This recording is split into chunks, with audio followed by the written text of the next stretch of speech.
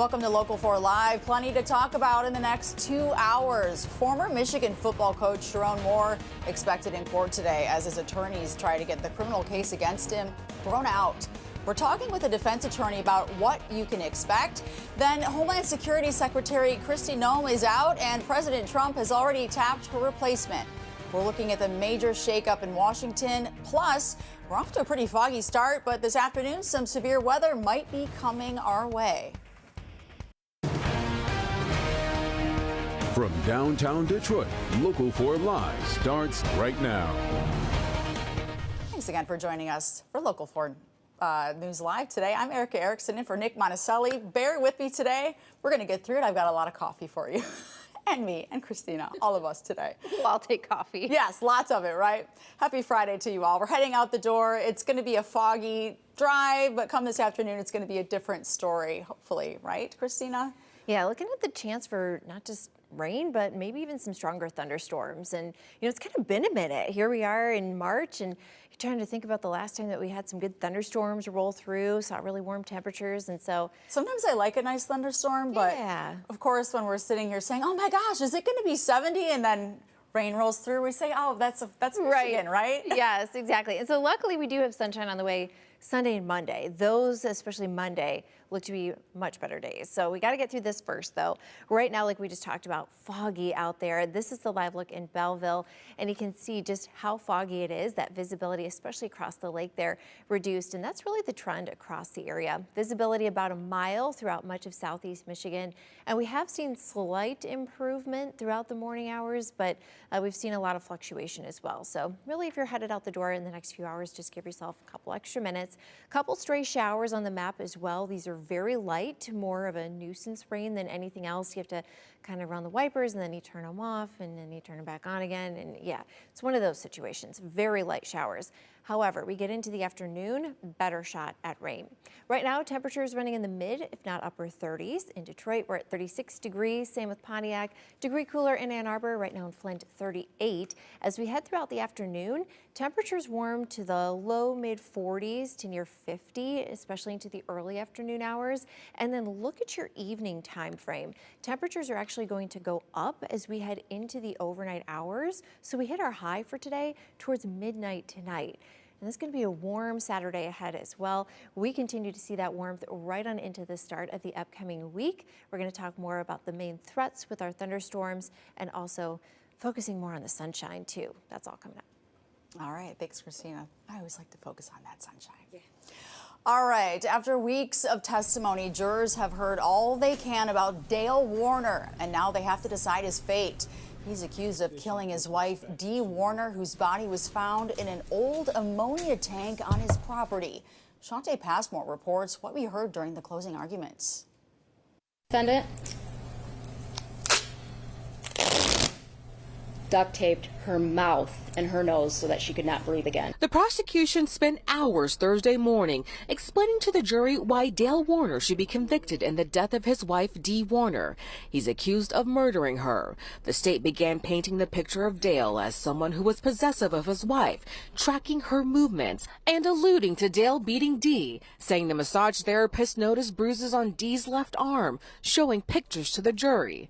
And to convict Dale on what he's charged with, they must be sure beyond a reasonable doubt he did it. Checked Dee's location over 2,100 times. The defense closing argument painted a different story, saying the state made a lot of claims and wasn't able to back them all up, especially when it comes to the time of death for Dee. One of the things that the government has to prove is that these crimes were committed on or about April 25th, 2021. It's a little leeway there, but Dr. Cho can't even tell you the year based on the body's condition.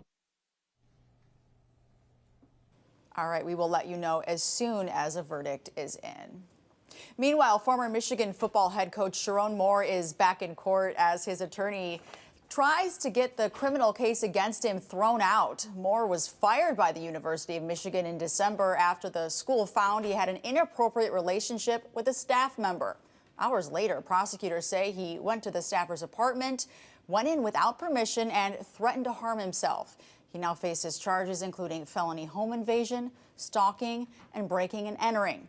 But Moore's attorneys say the arrest warrant that started the case was based on incomplete and misleading information. They argue police never told the judge the woman was Moore's executive assistant, and that some of the calls and messages prosecutors describe as stalking may actually have been work-related communication. Now, the judge agreed there may have been key omissions in the warrant request and granted today's hearing to examine how investigators built the case and whether Moore's rights were violated. If the judge finds the warrant was improperly obtained, some or all of the charges against Moore could be dismissed. If not, of course, the case would, again, him move forward. Okay. Now, we really wanted to get into what's at stake at today's hearing and how we got here. We want to talk to you, Todd Flood, with Flood Law. There's a lot of questions here. Now, first off, and can you describe what this hearing is, just Sure. For those who haven't been following this case as closely as we have? This is some good lawyering. So the lawyer basically said, hey, Judge, go behind the warrant. What was the swear to by this police officer? And did the police officer omit or lie as it relates to material facts about stalking? Her whole thing is, if you don't have stalking, you don't have a home invasion felony count. And the communications, that's what was left out potentially. That's what was left out in the warrant and the swear to in front of the judge, because those communications were consensual or were work-related. So if I were the defense attorney, I would put either the officer on the stand or I'd put the complainant on the stand. I think you could probably forecast here, based on what I've read and what you've seen, this is going to be a deal. It's just so powerful. Really? Yeah, it's just so powerful, the writing, and to call it out the way it is.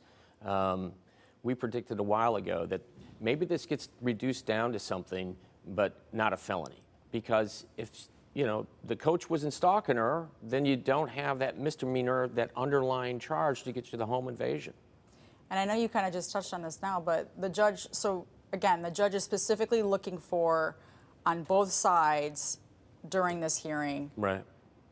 What does this judge need to hear? Judge needs to hear that the credibility of the officer that went in front of the magistrate and raised his hand and took an oath, that he either omitted or mischaracterized what the evidence was to get an arrest warrant on a felony. If that police officer did that potentially, the case, the home invasion felony, is thrown out. The underlying charge would be the EWOP, entering without owner's permission. That's a 93-day misdemeanor. That's what you can forecast that that's probably where this case is going, because I think Ellen Michaels just did a phenomenal job in going behind all of this, working through everything, getting the text messages to show, did the complainant ever complain that he was stalking him or her? That's a big deal. She writes in her papers that he didn't, and it's right there in black and white. Could we hear from the complainant, the page? I mean, is this what we could hear from here? Potentially, unless something's worked out, potentially, yeah, the complainant would get up on the stand. And as a prosecutor, unless I had that all buttoned up, I wouldn't want to risk that. I would basically be attempting to work something out with the coach. To me, just looking at all of the facts and the totality of everything and what's reasonable here, if the coach was not stalking this complainant, I could see this case, going to some sort of resolution. So, and lastly, I have so many more questions, but sure. Do you think that we could get a decision today? Yes. Yeah, absolutely. Absolutely. This judge, I call him the real judge. He's not a rubber stamper. He's not someone that's just going to push it down the line. He's someone that actually gave credibility to what was going on and listened to the defense. So, yeah, you could actually get a decision today. All right. Todd Flood, thank you so much for your insight. I appreciate it. All right. If you want to hear more, if you want to see this, we will be streaming the Chiron Moore hearing here on Local 4 Plus and at clickondetroit.com. Again, it starts at 11 a.m. today. All right, as we hit the 1-week mark in the war in Iran, President Trump is promising a victory. Next, we're looking at the latest on the front and what Iran's foreign minister has to say about the fighting.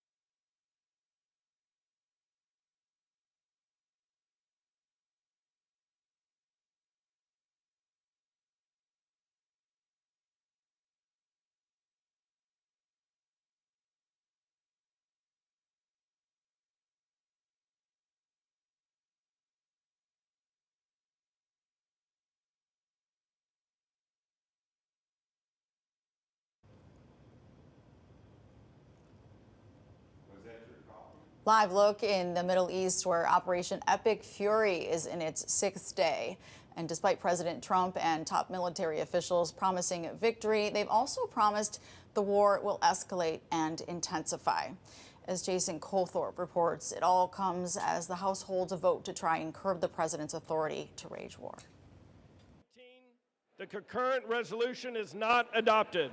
A measure in the House seeking to rein in President Trump's war powers failed Thursday, the House voting it down 219 to 212. Senate Republicans rejecting a similar resolution Wednesday. The United States military, together with the wonderful Israeli partners, continues to totally demolish the enemy far ahead of schedule. The president continuing to commend the U.S.-Israeli military campaign against Iran on Thursday. That's as Israel and Iran continued to trade attacks. Iran firing missiles at Israel. Conversely, Israel says it's moving to the next phase of the war and carrying out more strikes. According to state-affiliated Islamic Republic news agency, more than 1,200 people have been killed in Iran since Saturday. U.S. military leaders say the campaign is establishing total dominance against Iranian forces. Ballistic missile attacks have decreased by 90% since day one. Drone attacks have decreased by 83% since day one. President Trump on Thursday claiming Iran has reached out in hopes of working out a deal to end the war. How do we make a deal? I said, you're being a little bit late, and we want to fight now more than they do. On the House floor, 6 U.S. service members killed in Operation Epic Fury were remembered with a moment of silence. A moment of silence in honor of our fallen.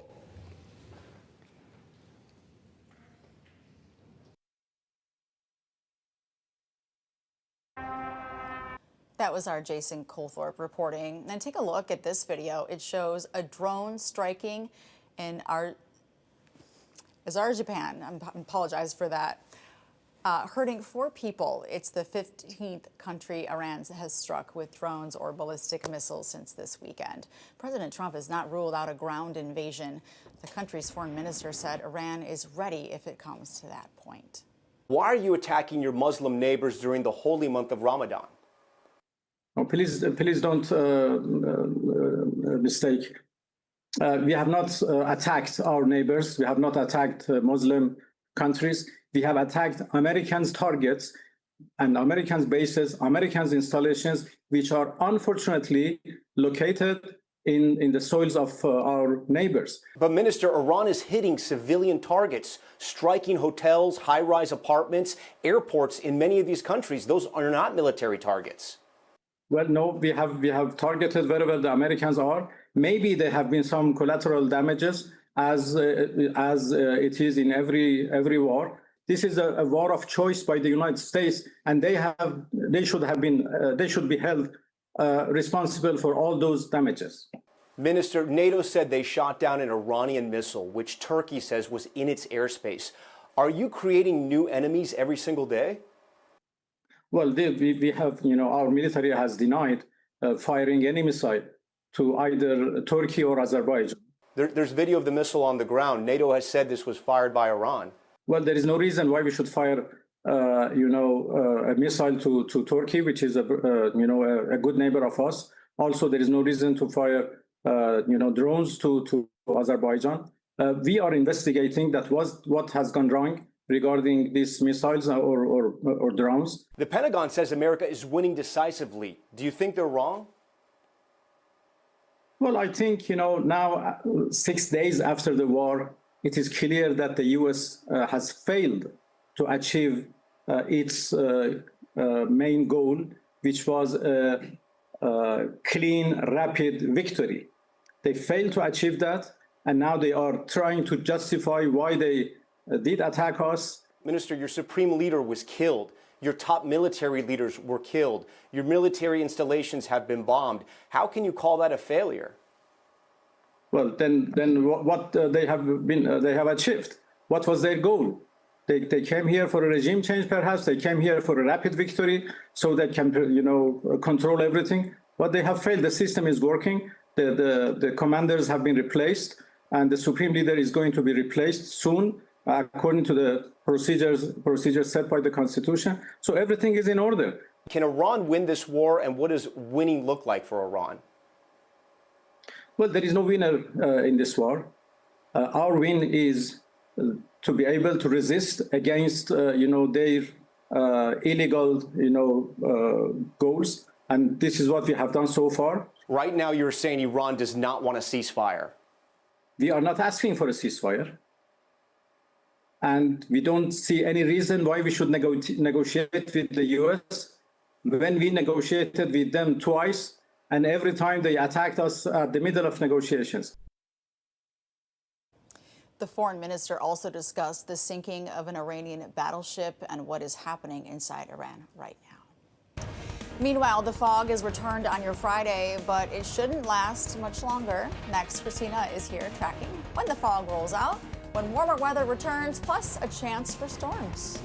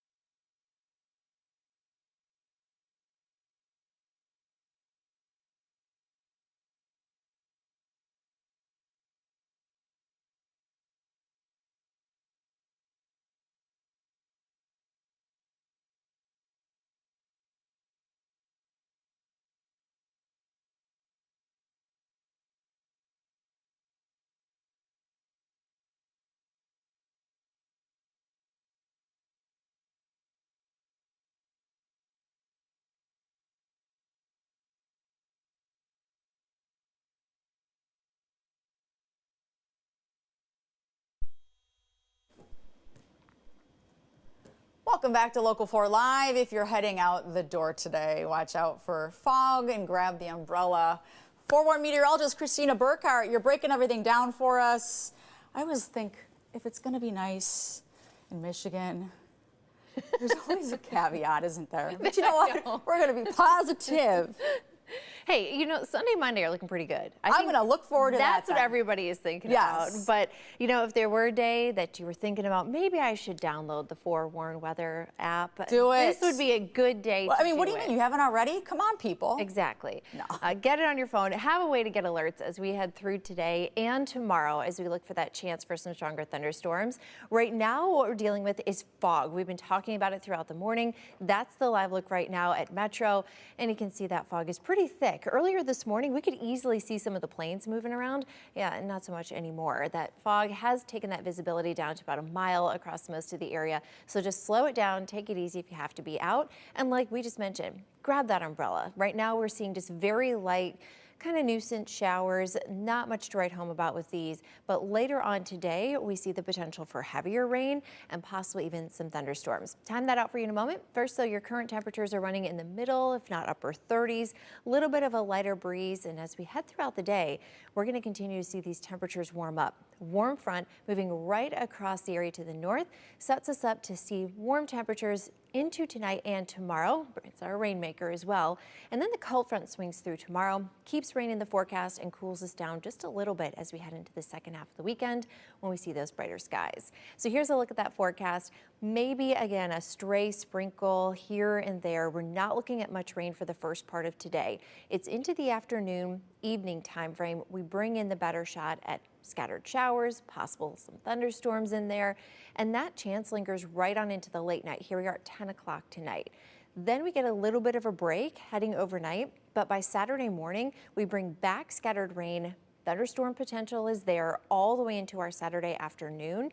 And that's that cold front swinging through there. And so because of that, we turn a little bit cooler as we head into Sunday, but we also see some of those clouds move out, get those skies to clear, and get in on some sunshine. So for today and tomorrow, we do have a marginal risk for severe weather. That's the smallest chance that you can have, level 1 out of 5 on the scale. It's a slim chance, but it's there, so we want to make sure you know about it. Main threats with storms that develop later today and tomorrow are going to be damaging wind gusts and large hail. Our tornado threat with this round looks to be pretty low, but we'll keep you updated. We go through the rest of today, seeing those temperatures continuously warm. We're into the mid-40s to near 50 by lunchtime, and then as we head into the late night hours, we're in the mid-upper 50s, so we top 60 as we get into your Saturday morning. Heading through Saturday afternoon, warm-up continues mid-60s, but it's going to be windy. We're talking wind gusts over 40 miles per hour at times. Sunday will be a little breezy too, but with the sunshine, yeah, that's not looking too bad, seeing some upper 50s. And then look at Monday. I mean, come on, mid-60s, sunshine, what a beautiful day. Hopefully, if you have to work, you can even just walk around the block at lunchtime or something. Then we head into Tuesday and Wednesday, bring back some of those rain chances. Overall, staying pretty warm. I mean, for March, we should be seeing low 40s, so this is pretty good for us. I'll take it. Yeah, oh All yeah, right. I know. I can already hear people just planning what they're gonna do on Monday. I know. Hopefully there's not people calling into work, but you know. I'm just kidding. I know. And you know that everybody's looking at their homes and they're already thinking like, okay, I need to do this, I need to do that. You know, people are already thinking about gassing up the lawnmower. Yes. Yep. Yeah. All right, looking forward to it. All right, thanks, Christina. All right, and you also know starting this weekend, we're getting an extra hour of daylight, but you know what that means. We're losing an hour of sleep also. So next on Local 4 Live, how much that lost hour can impact your health. Dr. McGeorge is here with that conversation.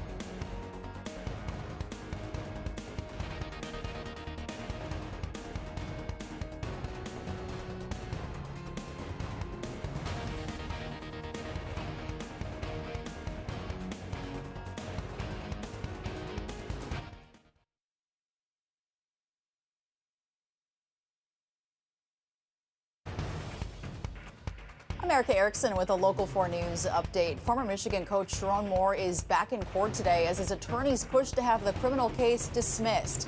He was fired in December over an alleged relationship with a staff member. Prosecutors say he entered the staffer's apartment without permission and threatened self-harm. Moore's lawyers argue the arrest warrant was based on incomplete or misleading information And if the judge agrees, the charges could be thrown out. The days are getting longer here in Michigan, and this weekend we'll jump an hour ahead. Our Dr. Frank McGeorge sheds light on how the change could impact our sleep. Plus, March is Women's History Month. We'll take a look how the holiday came into fruition ahead of International Women's Day this weekend. Finally, we share how a popular attraction on the west side of the state is now the temporary home for more than 7,000 butterflies. Christina is back with a look at the forecast.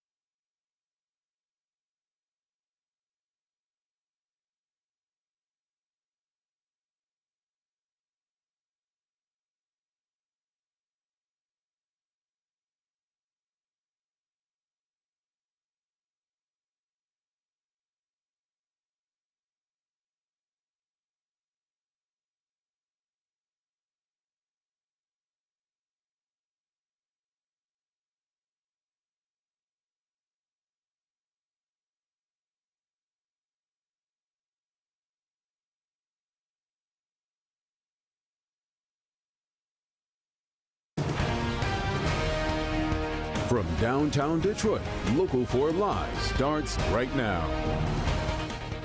Welcome back to Local 4 Live. I'm Erica Erickson in for Nick Monticelli today. All right, let's take a live look at the White House right now. President Trump has put a new Homeland Security Secretary in charge. On Thursday, he fired Kristi Noem and gave the job to Senator Mark Wayne Mullen. NBC's Alice Barr is in Washington with a look at Noem's tumultuous year leading up to the change. Hi there. The changeover doesn't happen until the end of the month. It comes as the Trump administration has seen its poll numbers drop over the mass deportation strategy Secretary Noem oversaw. And now she's the first cabinet member to be ousted in the president's second term. He's made it a cornerstone of his Make America Great. This morning, Washington and the nation reacting to President Trump firing Homeland Security Secretary Kristi Noem following a string of controversies as she led the administration's immigration crackdown. She has completely destroyed the high ground that Republicans had. I am so happy that one of the worst administrative leaders I've ever seen is gone, but the agency itself is still reckless and out of control. The Department of Homeland Security right now operating in a shutdown, with Democrats pushing to overhaul ICE and Border Patrol. President Trump praised Noem's work sealing the border, while a White House official pointed to mounting frustrations behind the scenes, culminating in a Capitol Hill grilling this week over a $220 million border security ad campaign that featured Noem prominently. Did the president know you were going to do this? Yes. He did. Mm-hmm. Yes. In a new phone interview with NBC News, President Trump said of the ad campaign, quote, "I wasn't thrilled with it. I spent less money than that to become president. I didn't know about it."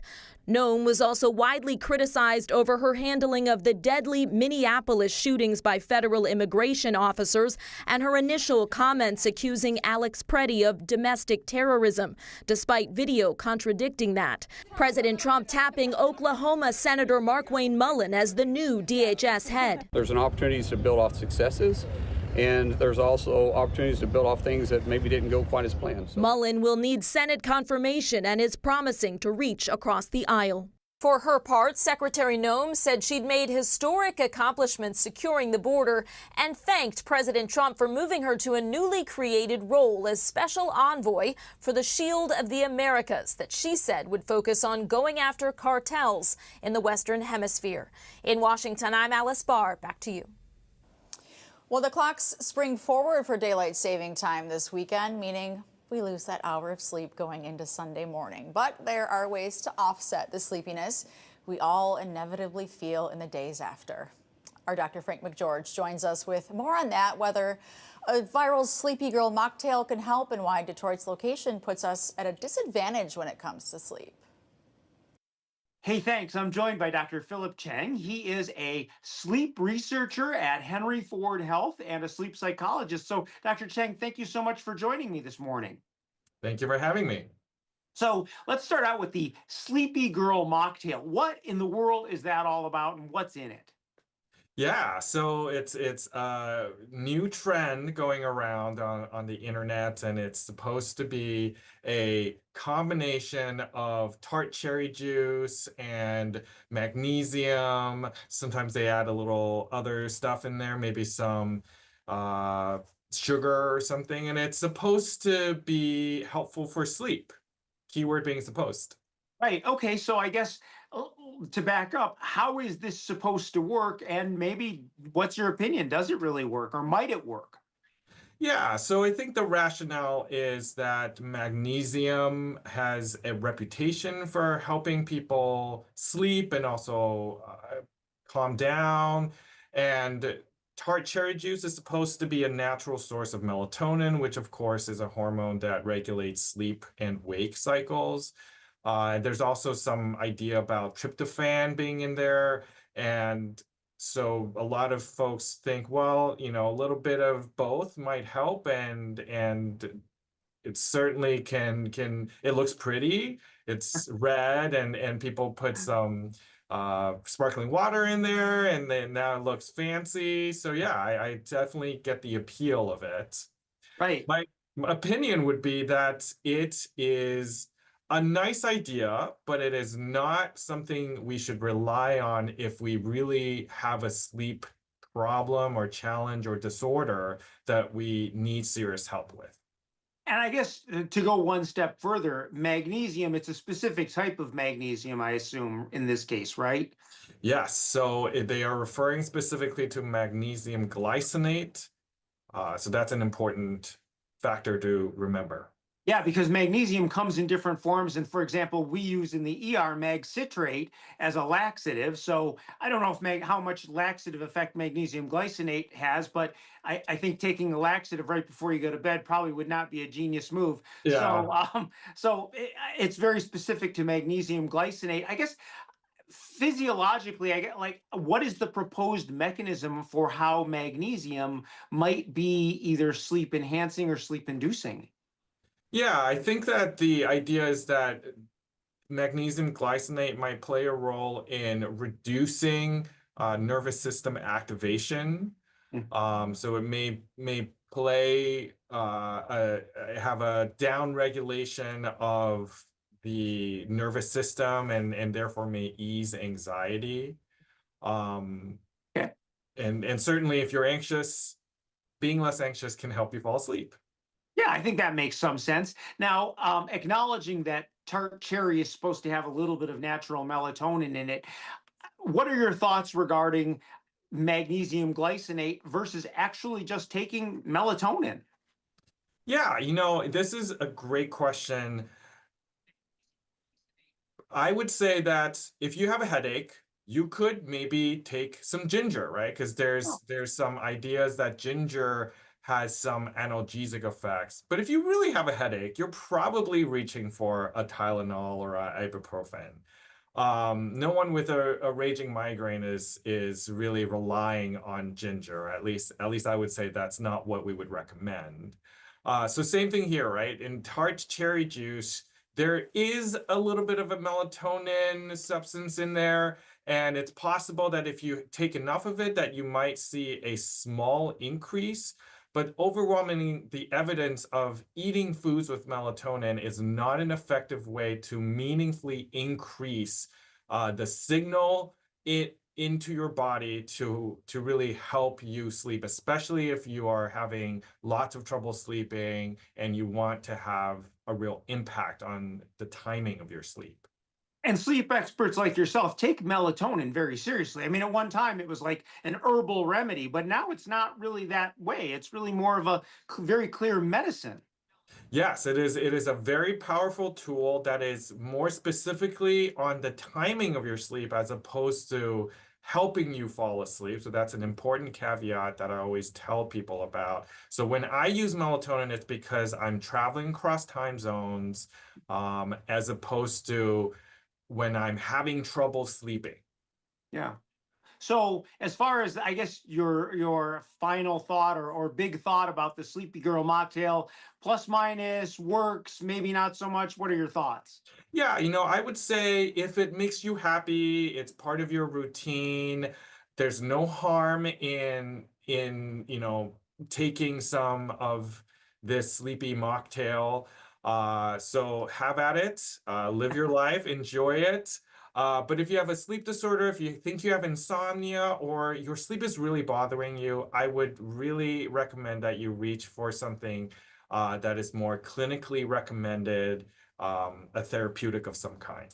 Yeah, and sleep hygiene and all of the usual sleep behavior practices I think are super important. One other thing I want to throw in about magnesium as well, actually, there are some reasons to not take magnesium. So if you have kidney disease, for example, magnesium will build up in your body. So it's actually there are some reasons to maybe talk to your doctor, or perhaps be a little bit more thoughtful about your magnesium intake. But I guess at the end of the day, you're saying kind of no harm, try it if you want, but it may or may not do anything for you. Yeah, absolutely. Okay, so now obviously the other timely thing is that we are coming up on springing forward. So daylight saving time is upon us. And I gather you have some, I guess, professional ways to help ease the transition into that spring forward. Absolutely, yes. So as we're moving through this spring forward, I would recommend that you be diligent and prepare ahead of time. What typically happens when we're not paying attention is the time change suddenly happens, and all of a sudden our bodies are quickly jolted out of sync. Yeah. So if you are able to prepare, I would say start getting light during the day. Make sure that you are getting lots of sleep, and adjusting yourself, accounting for that time difference beforehand. Yeah, I find getting light and using light to adjust my rhythms early on after the time change is especially important. If you have not basically preempted it by going to sleep a little bit earlier and doing some other more, I guess, physiologic things. One other thing that I wanted to ask you about, Detroit is on the westernmost side of the Eastern time zone, so the sunrise and sunset are actually different for us than for New York, for example. How does that impact it? Just our geography. How does that work against us in terms of the applicability of daylight versus standard time? Yeah, so let's say our wake time, we've got two people, one Joe in New York and Sam in Detroit. And both Joe and Sam have a 6 a.m. wake time. Now, the sun is going to rise earlier in New York. So the sun is going to help Joe wake up at 6, whereas Sam in Detroit, Sam's got the short end of the stick. It's still dark, potentially. at 6 a.m. And so there's a greater fight that needs to happen in order for Sam and Joe to wake up at the same time. So that's the misalignment between clock time and our sun time. Yeah, fascinating. And it's a fascinating question, how much we're disadvantaged. But I gather, based on the science, there is a little bit of a disadvantage to being on the westernmost side of a time zone. Yeah, so there's been evidence that in cities or in places that are like in Detroit on the west end of a time zone, there's a higher prevalence of people saying that they are a night owl and they have trouble waking up in the morning. So it certainly is a real phenomenon. Excellent. Well, thank you so much for your insight. Any other thoughts before I let you go? Just that sleep is going to help us all live better lives. It'll help us thrive. So as much as you can, please prioritize your sleep, and good luck with the transition. Thank you so much, Dr. Philip Cheng, Henry Ford Health sleep psychologist and researcher. Thanks again for joining me. Thanks for having me. Take care. Sleepy girl mocktail. So many great tips right there. I like it. Our thanks to Dr. McGeorge for that one. All right, March is Women's History Month, and this Saturday is International Women's Day, a time we celebrate and honor the women who fought for women's rights. Next, we're looking into the history books about the day's significance. Plus, Christina is back with a check of our warmer but rainy weekend forecast. Stay with us.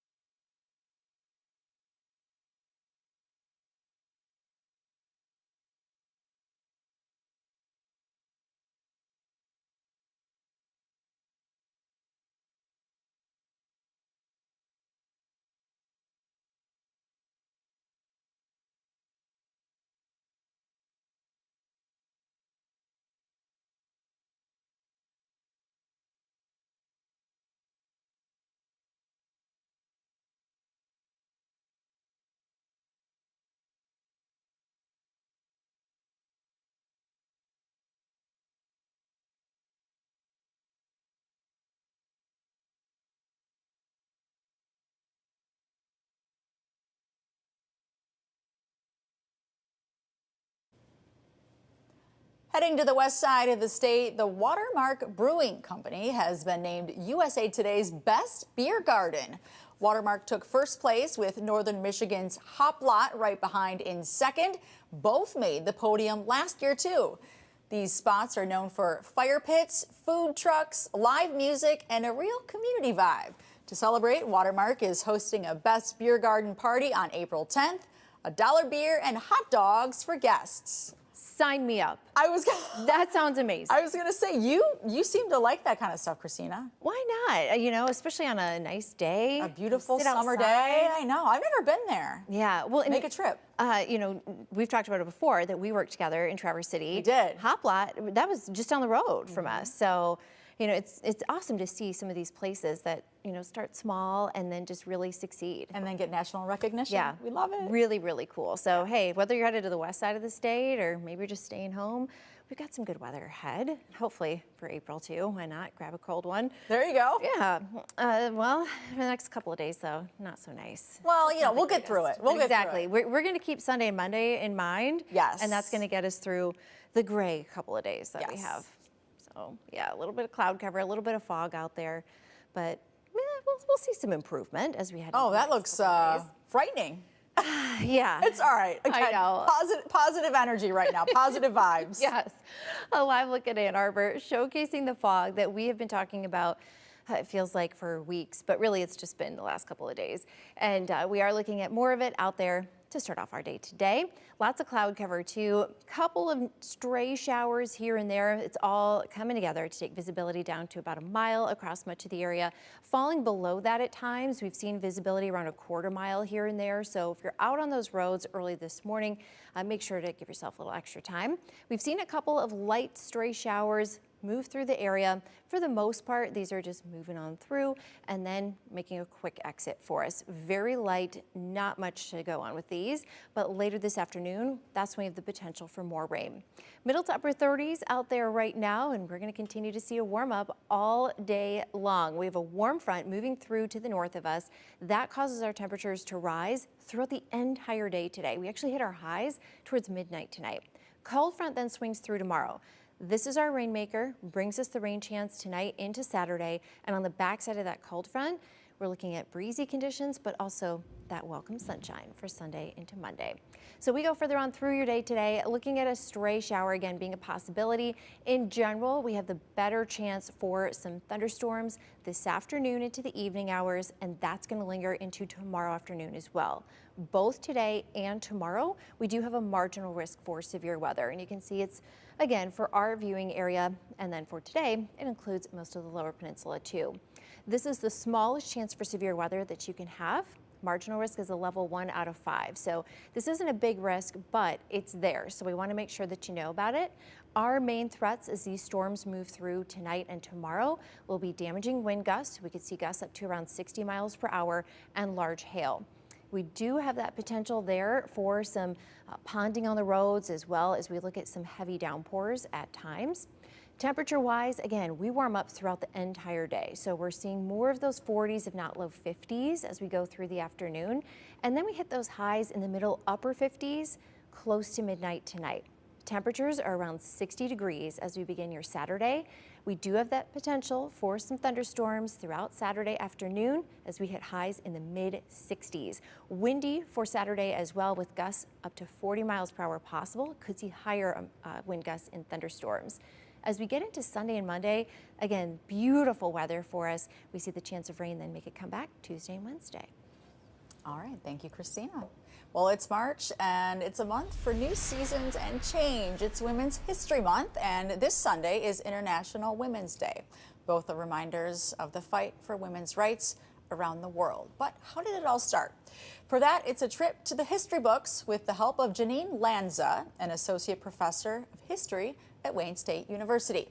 Now, the fight for women's rights is not new. It goes as early as the French Revolution, when men and women rose up to overtake the French king. Then, in the late 1700s, British writer Mary Wollstonecraft published what was widely regarded as the first landmark feminist, arguing women's inequality was not due to nature, but rather a lack of education, and an equal education to men would make women better citizens, workers, and mothers. During the revolution, there's a moment at the beginning. Women are really instrumental in a few of the early big events of the French Revolution. And there's a push for women to get rights under the revolution. So, for example, the right to divorce is granted during the revolution. The right for children to inherit equally from their parents, sons or daughters, is passed during the revolution. And then there's a backlash when Napoleon comes to power. And Wollstonecraft is kind of carrying on that tradition of women who are looking at this moment of like deep historical change and saying like one of the changes that needs to happen is that women need to get an education. And one of the interesting things about Wollstonecraft, I think, is that she basically says women at this moment are not ready to take full rights as citizens because they have not been educated. But as you pointed out, it's not because women lack that inherent ability. It's that women have not been given these opportunities. You provide women with education, they will be able to participate alongside men in all of these public responsibilities. And so, yeah, I mean, in many ways, I think Wollstonecraft is kind of that founding text for first wave feminism, which is, you know, it's 100 years to get the vote. it's 100 years to push for suffrage. Now, that idea started to spark a wave of activists. Sojourner Truth, Abigail Adams, Elizabeth Cady Stanton, and Susan B. Anthony pushed petitions, speeches, and campaigns. And by the start of the 20th century, in 1908, nearly 15,000 women marched in New York City for safer work conditions, shorter hours, better pay, and vote. But 1910, more activists agreed on a global day for women. And in 1911, we say more than 1 million people march across Europe for the very first International Women's Day. So International Women's Day, the first one was 1911. And it was, the day is March 8th. And it was sort of piloted by a bunch of labor socialist groups to support the campaign that was, had been underway for a while, but was heating up, of women wanting the right to vote, right? So women, there were a few places before 1911 where women could vote, but very few. But the suffrage movement had begun in the late 1800s, and women were just pushing and pushing, and they found in certain labor groups allies in that campaign. And so International Women's Day was meant to honor women, but also to make the argument that women should have the right to vote, they should have the right to hold office, they should have equal legal rights with men.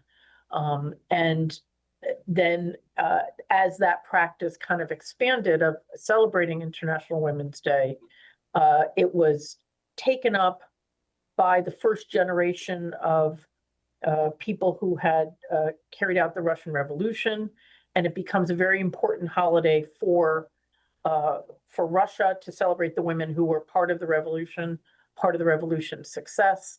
And then it becomes, it's much bigger in Europe, and its origins are really kind of rooted more in European countries than in the United States. What started as a strong movement for labor and social reform returned in the late 1960s and 70s, pushing for overall rights and equality for women. That led to Congress and President Jimmy Carter designating March as Women's History Month in 1987, giving women room to tell stories left out of the textbooks, which brings us to today, when all women's voices are being heard this month. And I do think that there's a real mindfulness that women of color, women of different genders, identities, sexual orientation are part of this movement. I think that there is also recognition that these women and their contributions have not been recognized in the past. That said, there is a certain, first of all, the research has not quite caught up to where we want to be. And so there's still a lot more research to be done to uncover these lives and uncover these experiences. And also it's as feminists say, right? If you're a woman of color, there's an extra barrier. If you are a trans woman, gay woman, there's an extra barrier. And I think that that exists as well in the celebration of Women's History Month, whether that be there's less comfort with talking about those identities, or just kind of formal pushback against some of those issues at this point. But I think you're absolutely right to bring that up as something to be mindful of, and especially if you talk about the civil rights movement of the 50s and 60s. I mean, Black women were at the forefront of that movement in so many ways. And yet the people who are more well-known are the white feminists, who indeed were key to the successes. But we have to remember all the women who were involved, all the people who were involved, and not just kind of prioritize the more familiar white faces in that moment. Now today, the tools of course changed. Social media and global campaigns helping the discussion, but the goals remain the same: safer workplaces, equal pay, and full representation. And this month is all about honoring the women who fought for future generations to have those rights. Professor Lanza says there's one thing everyone can do to honor those women before us. If I could tell people what to do, I would tell them to find a speech or a writing by a woman in the past that they admire and read it and think about it. And I think that, like, I think we should always be grounding our understanding of the world in what came before us. And so I would urge people to go find a speech by Sojourner Truth or Eleanor Roosevelt or, Rosa Parks or, any other figure that you might admire, and just read it and think about it. And that would be a way to honor women, honor women's accomplishments, and honor the women whose work brought us to this point where we have the rights that we do. Our special thanks to Associate Professor Janine Lanza at Wayne State for historic knowledge on that topic. Well, another hour of Local 4 Live is coming up next, and we're looking at the best buys for March, plus a sure sign spring is coming. Doesn't look like it quite there yet, but it is. And a popular attraction is back open. We're talking butterflies next.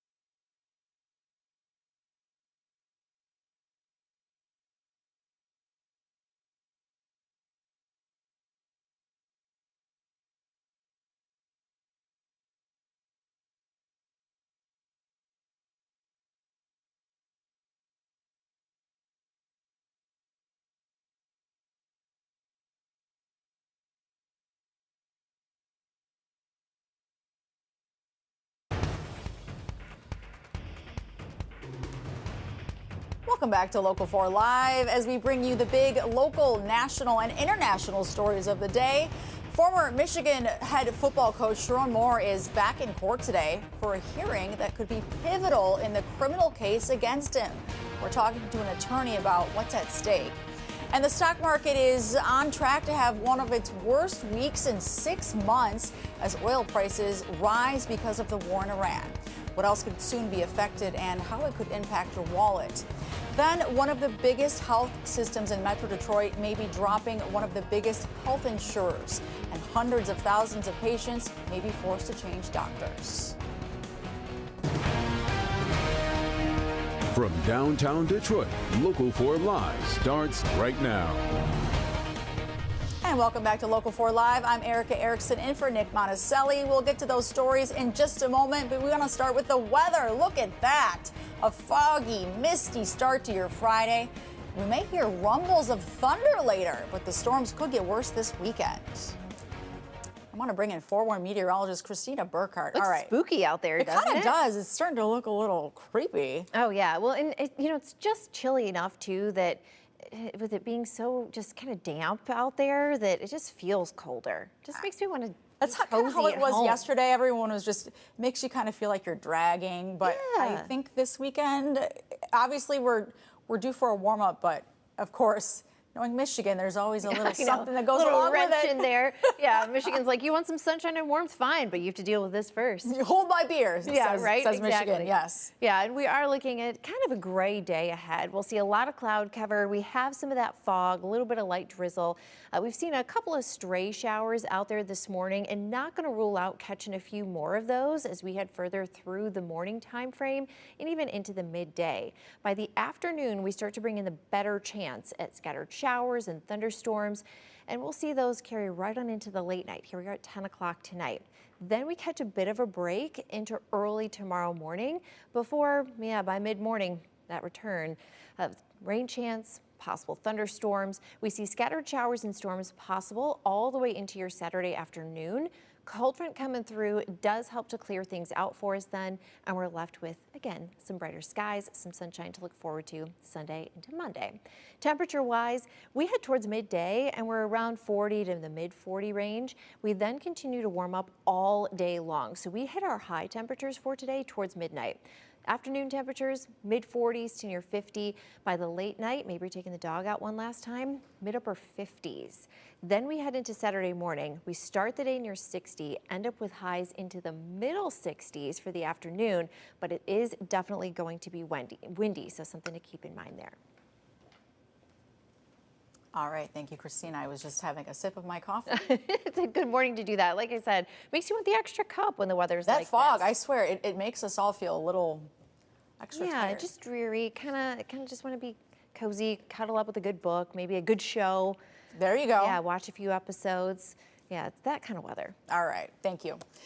All right, off to the news. Former Michigan football head coach Chiron Moore back in court as his attorneys try to get the criminal case against him thrown out. Moore was fired by the University of Michigan in December after the school found he had an inappropriate relationship with a staff member. Hours later, prosecutors say he went to that staffer's apartment, went in without permission, and threatened to harm himself.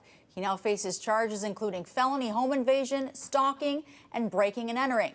Moore's attorneys say the arrest warrant that started the case was based on incomplete and misleading information.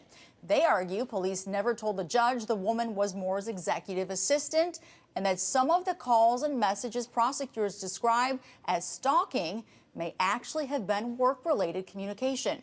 Now, the judge agreed there may have been key omissions in the warrant request and granted today's hearing to examine how investigators built the case and whether Moore's rights were violated.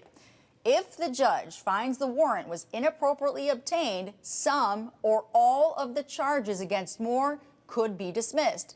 If not, of course, the case would move forward. We want to talk to you, Todd Flood, with Flood Law.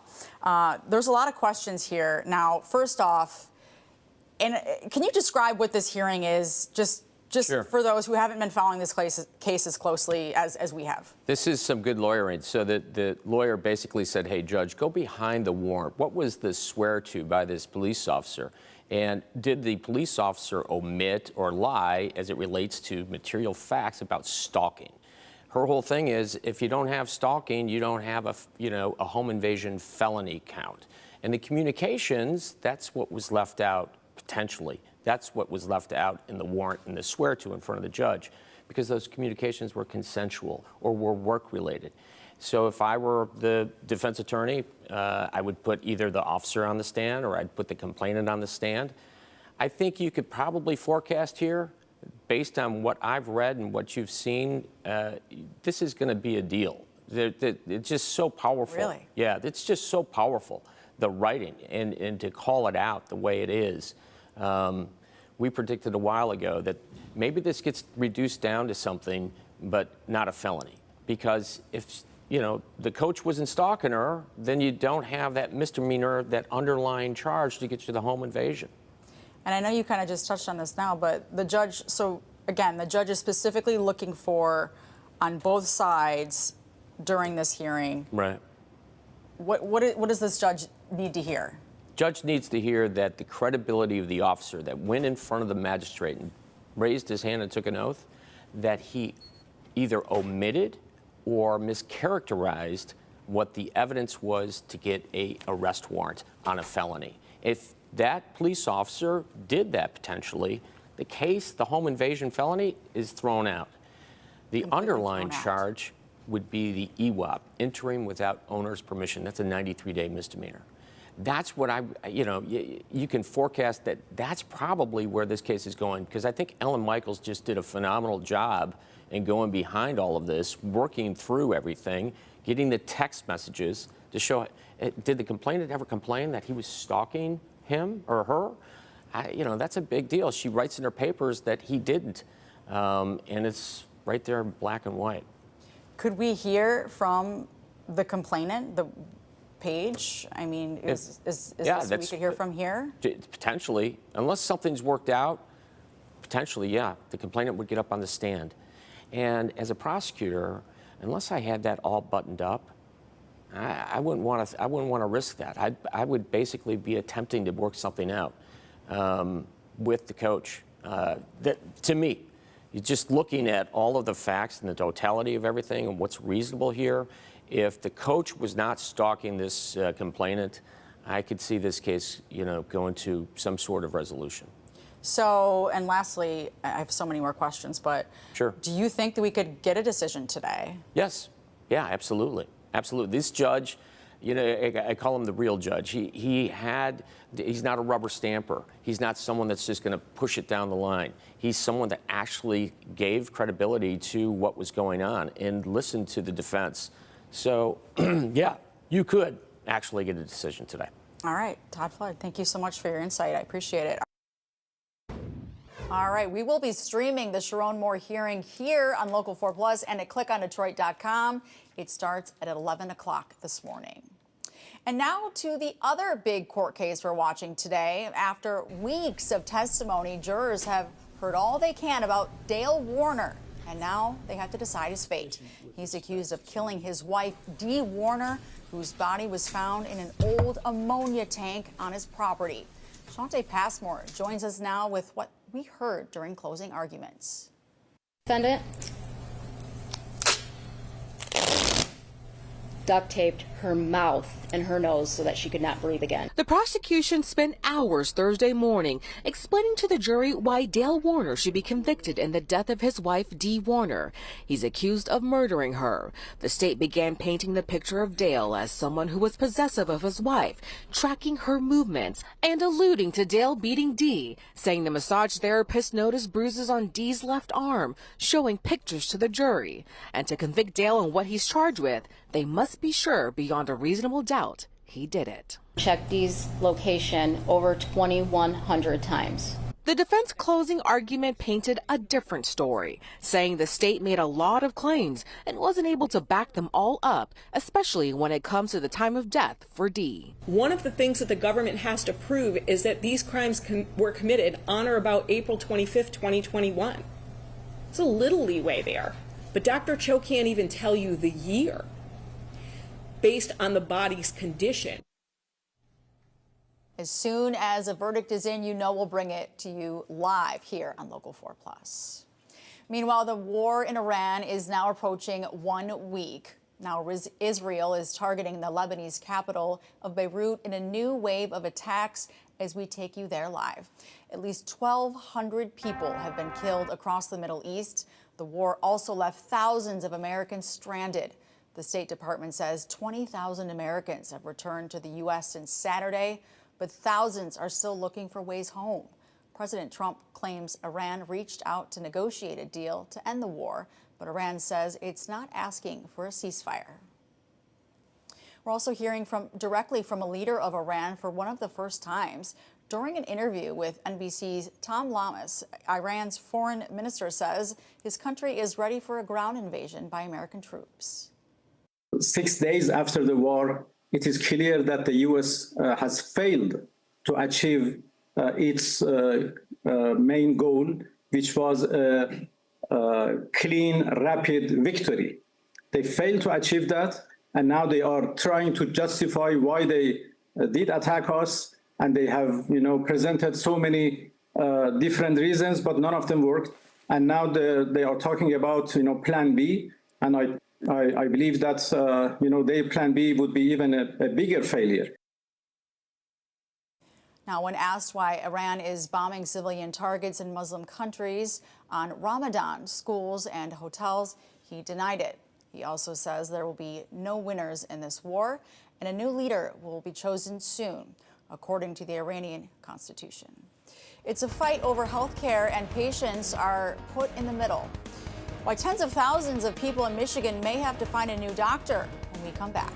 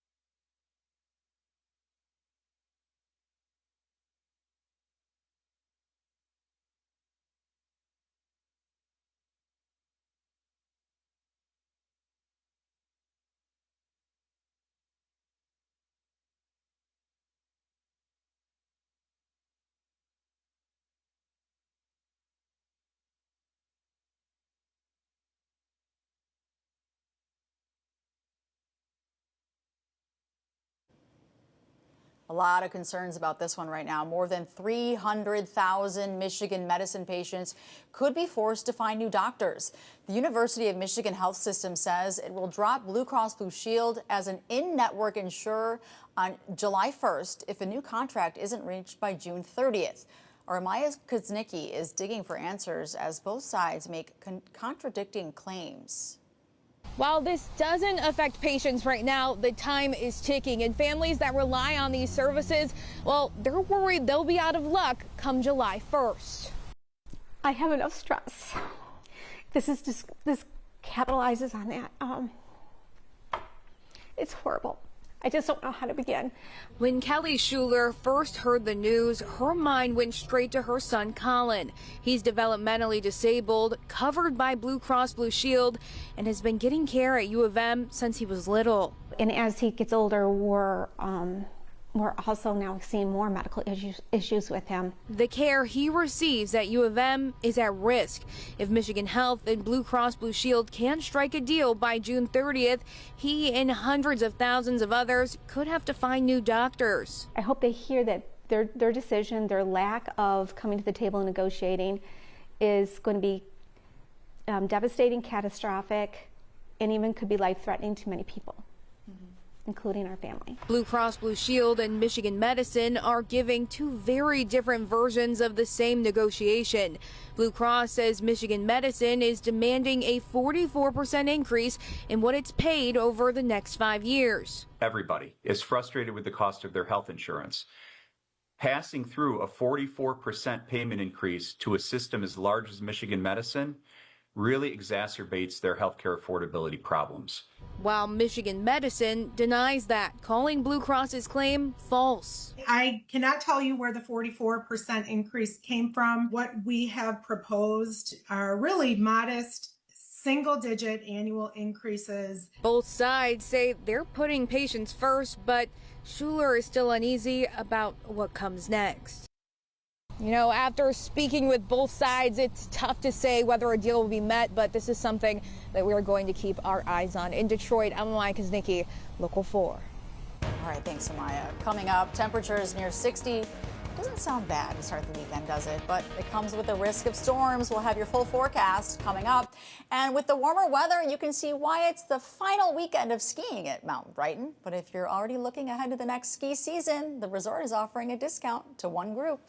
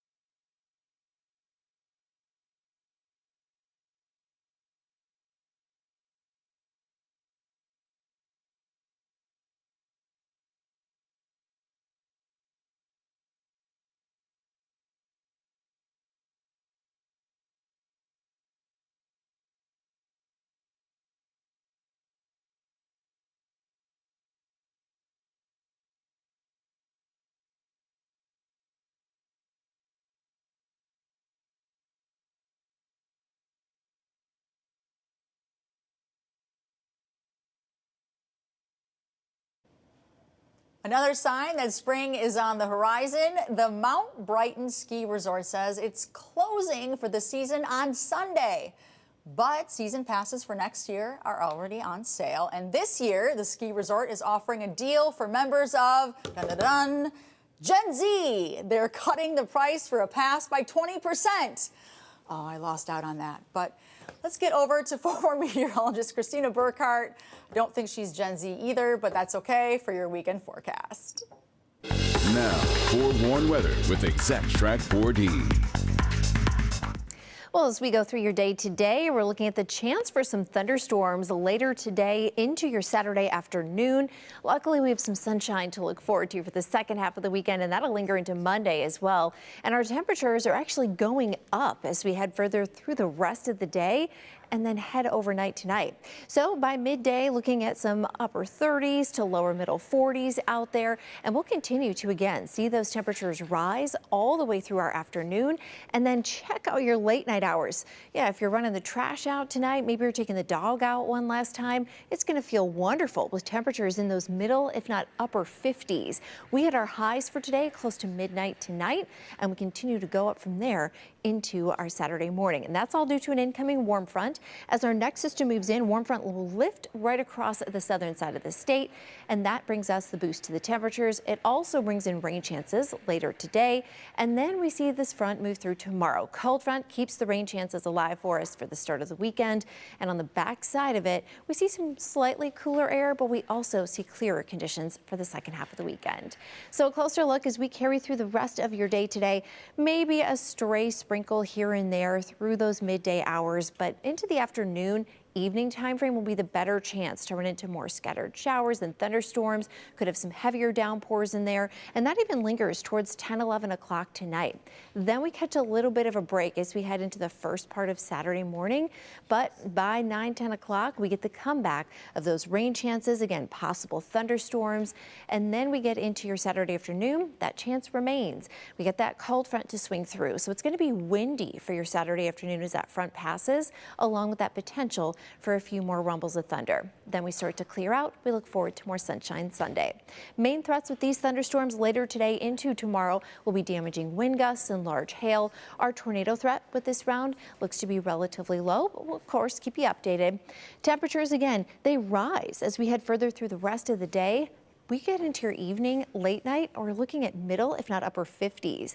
We then see those temperatures to start off our Saturday near 60 degrees. Highs for your Saturday afternoon reach into the mid 60s.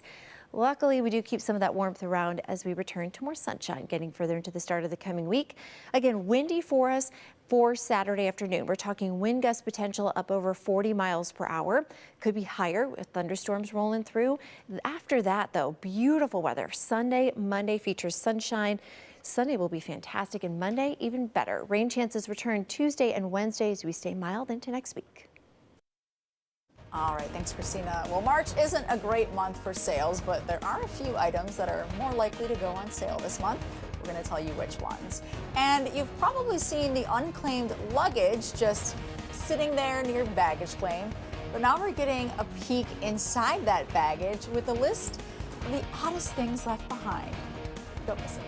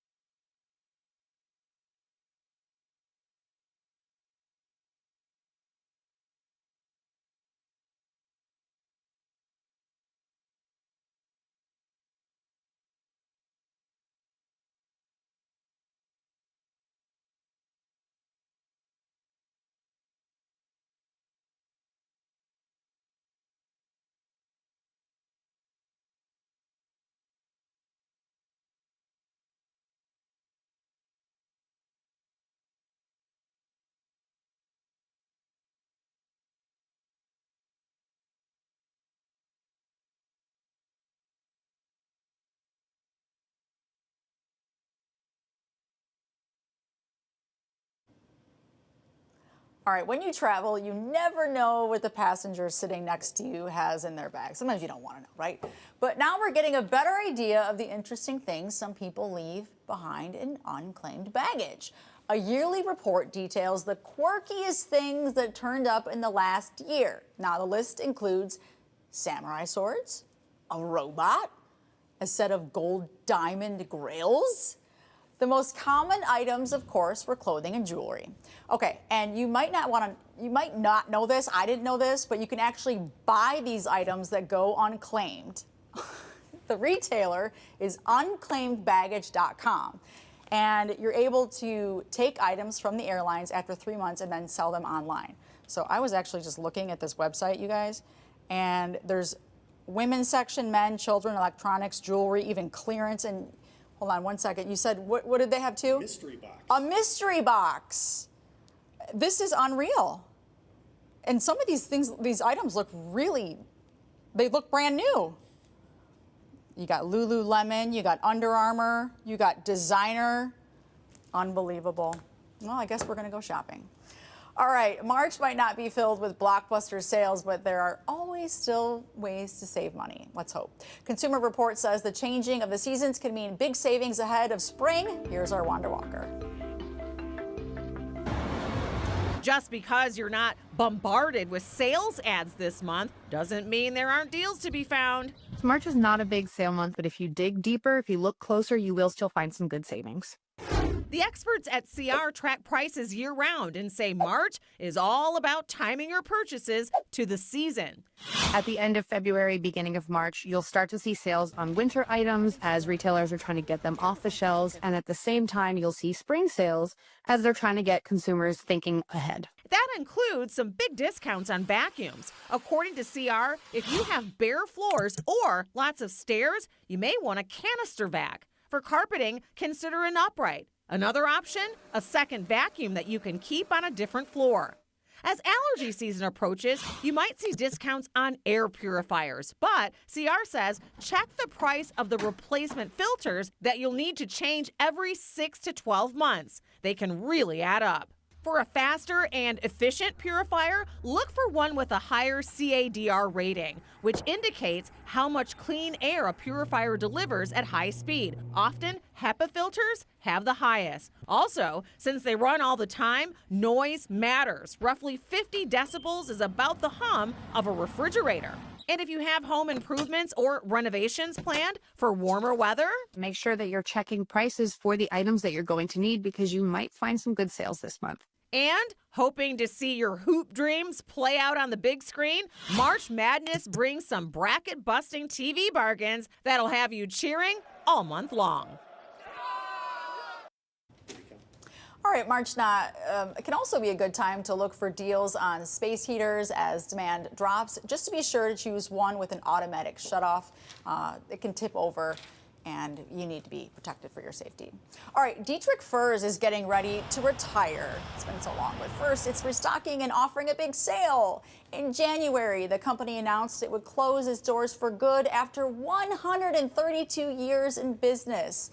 At 10 this morning, you can get 70% off its restock of more than 1,200 products. Dietrich Furs expects a big turnout, so if you want to shop, you probably want to head out right now. The final day of business has not been set yet. Well, gas prices are up again overnight as oil prices rise because of the war in Iran. We'll tell you the other things that might start costing you more as the war goes on. And we're learning new information about why President Trump ousted Homeland Security Secretary Kristi Noem. Stay with us.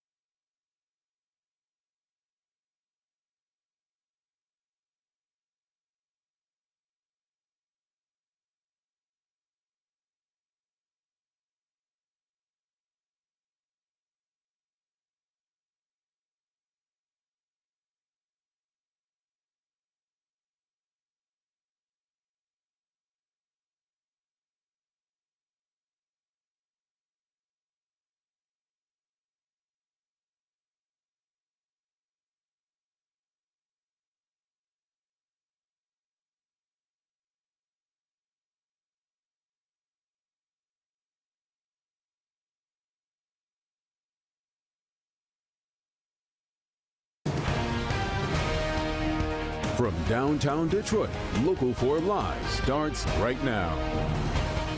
And welcome back to Local 4 Live. I'm Erica Erickson. We're going to start off this half hour with the big shakeup in Washington. President Trump has put a new Homeland Security Secretary in charge.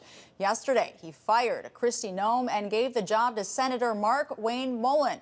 Alice Barr is in Washington with a look at what led up to this change. Hi there. The changeover doesn't happen until the end of the month. It comes as the Trump administration has seen its poll numbers drop over the mass deportation strategy Secretary Noem oversaw. And now she's the first cabinet member to be ousted in the president's second term. He's made it a cornerstone of his Make America. This morning, Washington and the nation reacting to President Trump firing Homeland Security Secretary Kristi Noem following a string of controversies as she led the administration's immigration crackdown. She has completely destroyed the high ground that Republicans had. I am so happy that one of the worst administrative leaders I've ever seen is gone, but the agency itself is still reckless and out of control. The Department of Homeland Security right now operating in a shutdown, with Democrats pushing to overhaul ICE and Border Patrol. President Trump praised Noem's work sealing the border, while a White House official pointed to mounting frustrations behind the scenes, culminating in a Capitol Hill grilling this week over a $220 million border security ad campaign that featured Noem prominently. Did the president know you were going to do this? Yes. He did. Yes. In a new phone interview with NBC News, President Trump said of the ad campaign, quote, "I wasn't thrilled with it. I spent less money than that to become president. I didn't know about it." Noem was also widely criticized over her handling of the deadly Minneapolis shootings by federal immigration officers and her initial comments accusing Alex Preddy of domestic terrorism, despite video contradicting that. President Trump tapping Oklahoma Senator Mark Wayne Mullen as the new DHS head. There's an opportunity to build off successes, and there's also opportunities to build off things that maybe didn't go quite as planned. Mullen will need Senate confirmation and is promising to reach across the aisle. For her part, Secretary Noem said she'd made historic accomplishments securing the border and thanked President Trump for moving her to a newly created role as special envoy for the Shield of the Americas that she said would focus on going after cartels in the Western Hemisphere. In Washington, I'm Alice Barr. Back to you. Now to the latest in the Middle East. The Israeli military says it launched waves of strikes on Beirut overnight. We're looking live at Lebanon right now. It comes as the death toll is rising in the Middle East, with more than 1,200 people dead. The U.S. Central Command just released this new video showing what it says are strikes on various targets inside of Iran. No exact locations or other details about the video were released. The war has had an impact on the stock market all week. Trading on Wall Street just began for the day. Here's a live look at how we're getting started.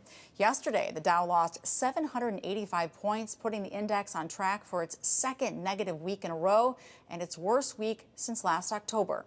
A lot of this is being fueled by the rise in oil prices.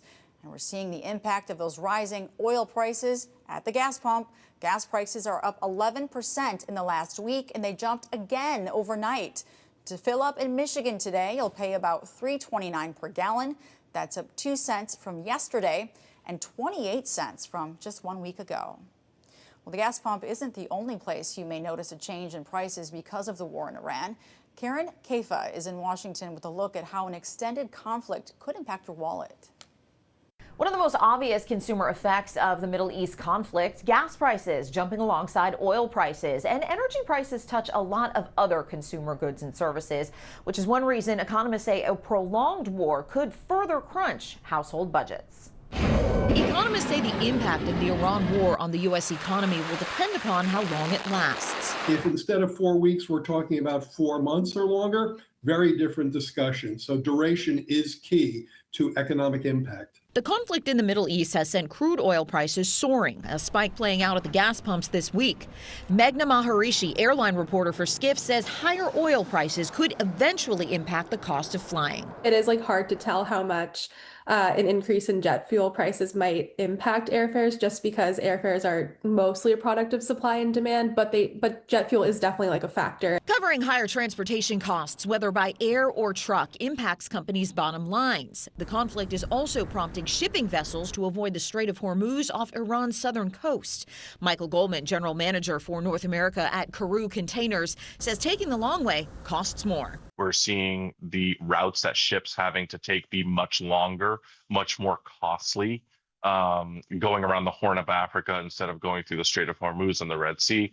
And we're definitely seeing cost increases to the carriers to make those journeys. Uncertainty about whether companies will increase the price of their goods and boost inflation may encourage the Federal Reserve to keep interest rates steady, delaying relief to American consumers collectively carrying record household debt from higher mortgage, credit card, and auto loan balances. The Fed likes to take a wait-and-see approach to how certain factors will play out in the economy, and the central bank was already facing uncertainty after the Supreme Court struck down President Trump's emergency tariffs last month. In Washington, I'm Karen Kafa. A woman charged in a forced church labor scheme wants to be allowed to start a campaign to raise money for herself.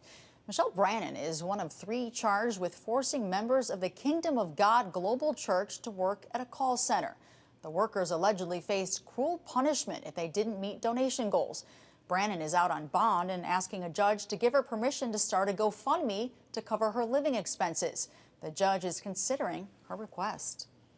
Well, if you're looking for a fun thing to do with the family this month, we're taking you inside a new exhibit in Michigan dedicated to all things butterflies. Stay with us.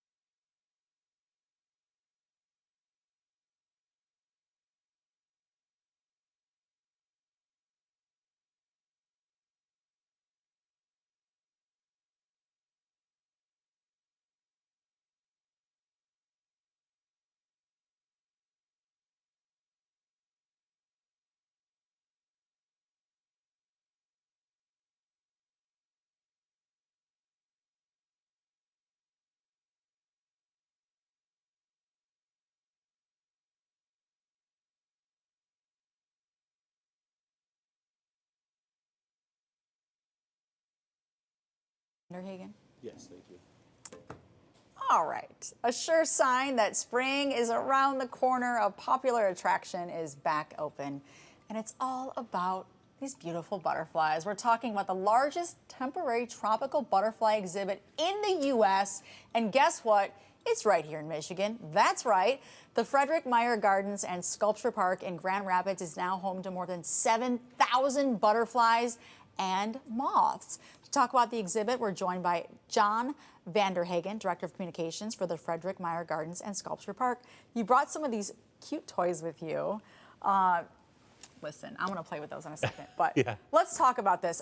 It's the biggest in the U.S. It is, That's yeah. wild. It's fantastic. You know, it's the 30th year of this wonderful exhibition, just 2 hours west of here. That's so nothing for us, right? A great road trip if you want to do that, whether that's a day trip or go and make a weekend in Grand Rapids. We're close by and really excited that this is really the official launch of spring for us at Meyer Gardens. So So I agree. Grand Rapids, you can hang out there if you want. Fun little town to hang out for the weekend if you want. What can people expect? I mean, it sounds like a family thing, but even adults. Definitely, who cares? yeah. So it's a fun date activity, great for families with kids, grandparents bring the grandkids. So it's a wonderful way to kind of ease out of Michigan winters. We turn up the heat and the humidity in our tropical conservatory, so it definitely feels like you're on a tropical vacation. I mean, I'll take that. It's fantastic, surrounded by these butterfly groupings that you don't really see anywhere else in the world together for all of March and April at Meyer Gardens. All of March and April. Okay, so I was going to say, so what are some of the things that people can see that they wouldn't normally see at a regular, I guess, butterfly exhibit? Yeah, so it's really the number of species. We get about 60 different species. They're non-native to Michigan, so they're tropical butterflies. They're coming from Europe, they're coming from Asia, Central and South America. So again, it's kind of a great way to see these unique species of butterflies, and you're really surrounded by them. So if you're lucky, they'll land on your shoulder. I was going to say, are we surrounded, or can they crawl on us? Absolutely both, yeah. So they don't always land on you, but if you're lucky, you'll get a close-up photo op with a butterfly. So if I'm going there with the kids, or what kind of other activities are there besides trying to get lucky and have these little butterflies? Yeah, so the butterflies are in our tropical conservatory, which is a 5,000 square foot space. Again, it's warm, it's humid, we've got waterfalls, but in addition, we've got 158 acres at Meyer Gardens. So beautiful gardens outside. We've got a children's garden with weekly activities, so lots to do for families, lots to do on a date night. Definitely lots happening at Meyer Gardens in addition to just the butterflies. So you've got a couple of things here. Are these kind of little gifts that people can get? Yeah, so we've got a wonderful gift shop. We've got a great cafe that's been recently renovated. So on your way either in to see the butterflies or on your way out, hit the gift shop, get some butterfly-related merchandise. And then we're also leading into a wonderful exhibition with Dale Chihuly with Glow and Blast, and that starts in May. That will run through November. So the Glow and Blast artwork of Dale Chihuly will be taking over Meyer Gardens starting in May. That's really cool. Okay, so once again, give us a quick rundown of when people can go, hours, and things like that. Yeah, so we're open most days 9 to 5. Tuesdays we stay open until 9 p.m. and Sundays we open at 11 a.m. But otherwise we're open during the week and leading into spring break. So this is a great way for families from the east side to come over, enjoy all that Grand Rapids has to offer. MeyerGardens.org is probably the best place to start to plan your visit. We've got all the information about our classes, camps, activities, and you're able to buy tickets to the upcoming Dale Chihuly exhibition as well. Awesome. Thank you so much for joining us. Thanks for having me. I love a little warm-up and hang out with some butterflies. Appreciate it. All right, thunderstorms and the potential for hail in the forecast. Forward meteorologist Christina Burkhart back with your weekend weather. And we're going to be a little foggy for this Friday. Woo, look at that. We'll be right back.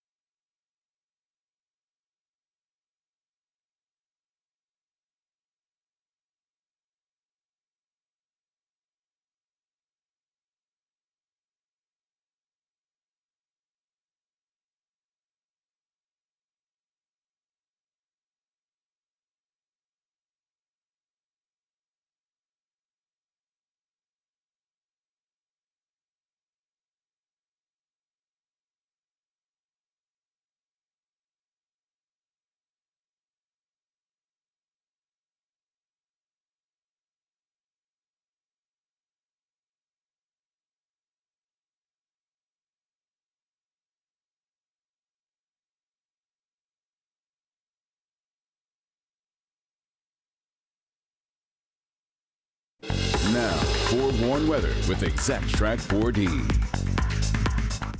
Well, as we go through your day today, we're looking at the chance for some thunderstorms later today into your Saturday afternoon. Luckily, we have some sunshine to look forward to for the second half of the weekend, and that'll linger into Monday as well. And our temperatures are actually going up as we head further through the rest of the day and then head overnight tonight. So by midday, looking at some upper 30s to lower middle 40s out there, and we'll continue to again see those temperatures rise all the way through our afternoon. And then check out your late night hours. Yeah, if you're running the trash out tonight, maybe you're taking the dog out one last time, it's going to feel wonderful with temperatures in those middle, if not upper 50s. We had our highs for today close to midnight tonight, and we continue to go up from there into our Saturday morning. And that's all due to an incoming warm front. As our next system moves in, warm front will lift right across the southern side of the state, and that brings us the boost to the temperatures. It also brings in rain chances later today, and then we see this front move through tomorrow. Cold front keeps the rain chances alive for us for the start of the weekend, and on the back side of it, we see some slightly cooler air, but we also see clearer conditions for the second half of the weekend. So a closer look as we carry through the rest of your day today. Maybe a stray sprinkle here and there through those midday hours, but into the afternoon, evening time frame will be the better chance to run into more scattered showers and thunderstorms. Could have some heavier downpours in there, and that even lingers towards 10, 11 o'clock tonight. Then we catch a little bit of a break as we head into the first part of Saturday morning, but by 9, 10 o'clock, we get the comeback of those rain chances, again, possible thunderstorms, and then we get into your Saturday afternoon. That chance remains. We get that cold front to swing through, so it's going to be windy for your Saturday afternoon as that front passes, along with that potential for a few more rumbles of thunder. Then we start to clear out. We look forward to more sunshine Sunday.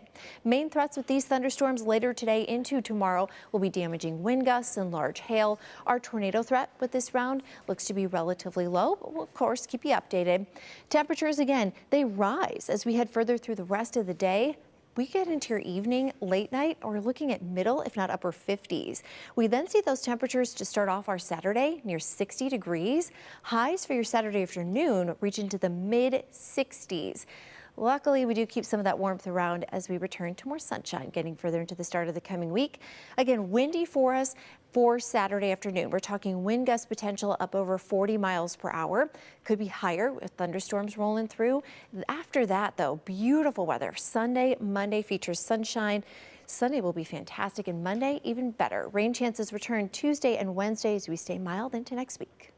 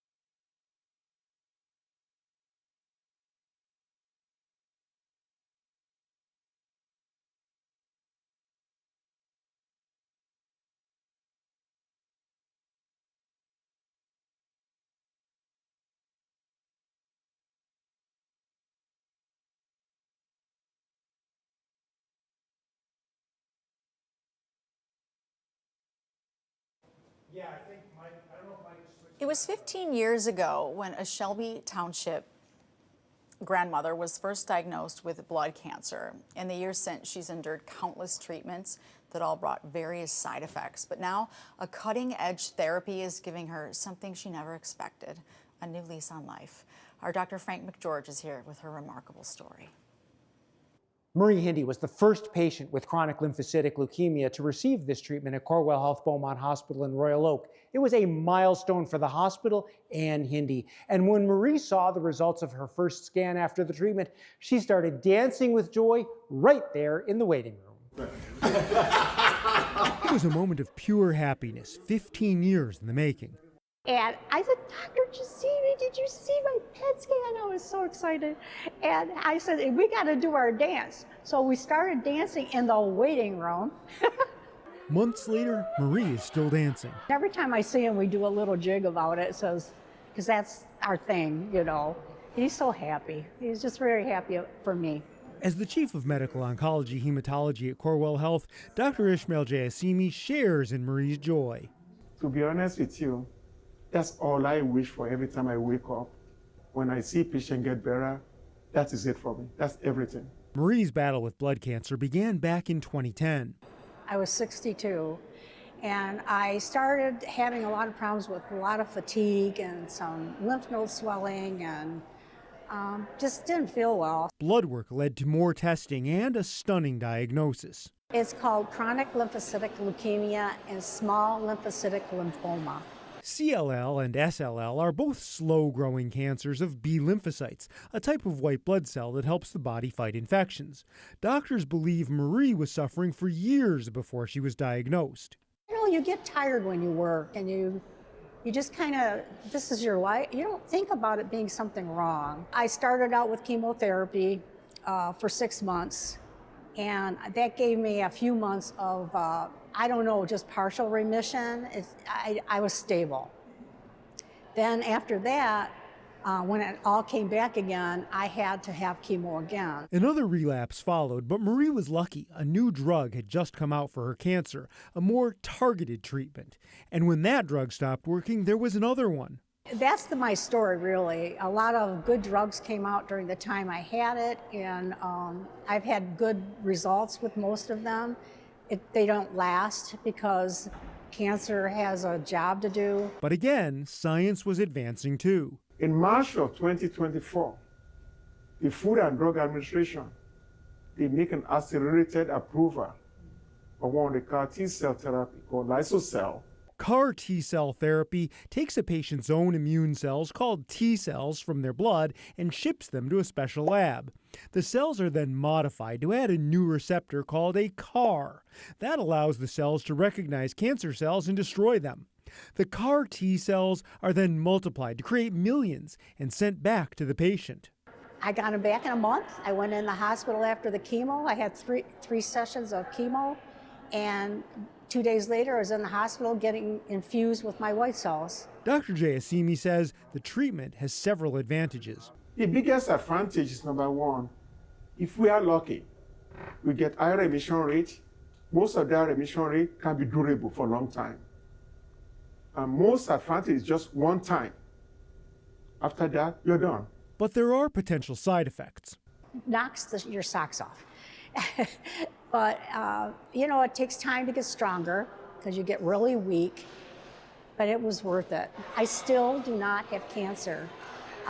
During my recovery time, my husband and I took a wonderful trip to Hawaii that we've always wanted to do. Marie is grateful for all of the treatments that have kept her here with her husband, Michael, and their 2 daughters and 4 grandchildren.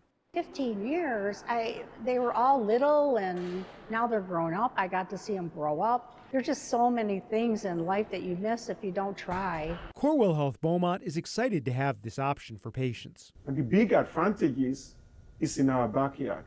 I just count my lucky stars that I was able to do it. Because the therapy is so new, no one knows how long Marie's remission will last. We've seen people 6 years now that's still in remission after this therapy. We do hope she will be one of those two. Marie hopes her story will bring hope to others battling serious health problems. I hope people can kind of look at this and say, you know, don't give up, because things change all the time in medicine. I always thought maybe if I could make it to 80, that would be great. My doctor said, oh no, you better raise the bar because you're going to be here for a while. Now, CAR T-cell therapy is primarily used to treat blood cancers like certain leukemias, lymphomas, and multiple myeloma that have relapsed or are resistant to other therapies. But research is expanding into solid tumors like breast, lung, melanoma, and pancreatic cancers with promising early results in clinical trials. Now, you can learn more about the treatment on the health page of our website on clickondetroit.com. Back to you. Oh, we love seeing that. All right, we have so much more coming up throughout the day here on Local 4. But we have Tati and Kim here from Live in the D. Oh my gosh, it's good to see you guys. Good to see you. Yeah, happy Friday. Happy Friday. Erica is looking extra beautiful today.